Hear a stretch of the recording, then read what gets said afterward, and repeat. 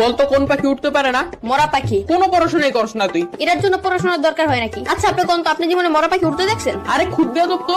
এই তোর নাম কি? কথা গুরান কে মরা পাখি উঠতে পারে? এই তুই থাকুস কই? আমার বাসায় থাকি। বদমাইশ, তোর বাসা কই এটা জিজ্ঞেসি। না আপনি জিজ্ঞেসেন আমি কই থাকি। আজব তো, এবার কত তোর বাসা কই? আরে আমি যেখানে থাকি ওই জায়গায় আমার বাসা। তোর কিন্তু আমি মাইর দিমু। পড়া তো পারস না, আবার তেরামি করস। কেন কোন পড়া পারি নাই আমি? ওই দিন তোর একটা অঙ্ক জিজ্ঞাসিলাম, পারস নাই। কোন অঙ্ক পারি নাই? ধরেন এখন ধর তোর কাছে 20 টাকা আছে, তুই 10 টাকা তোর বন্ধুরে দিলি, তোর কাছে কয় টাকা থাকে? আপনি অঙ্ক বাদ দেন, আমি কে তুই বললো যে 10 টাকা দিয়া দিমু? এই যে কোথায় কোথায় বেয়াদবি করস। এত সহজ অঙ্ক ধরলাম তাও পারস না। কি পড়স তুই? শার্ট পরি, প্যান্ট পরি, গেঞ্জি পরি, জুতা পরি। ওই সার করতে হইব না, মাথায় জ্ঞান বুদ্ধি বলতে কিছু নাই তোর। আপনার চেয়ে বেশি আছে। আবার তেরামি করস। কেন আমি কি? আপনি আমার বুদ্ধি পরীক্ষা করে দেখেন। তাইলে ক, সমুদ্রের মাঝখানে একটা লেবু গাছ থাকলে তুই লেবু কেমনে আনবি? বাজার থেকে কিনে আনবো। আর আমি বুঝাইতে চাইতেছি যে ওই গাছ থেকে লেবু কেমনে আনবি। ডানা দিয়ে উইরা উইরা। তোর তো ডানাই নাই, ডানা কি তোর বাপে লাগাইবো? সমুদ্রের মাঝখানে লেবু গাছকে তোর বাপে লাগাইবো?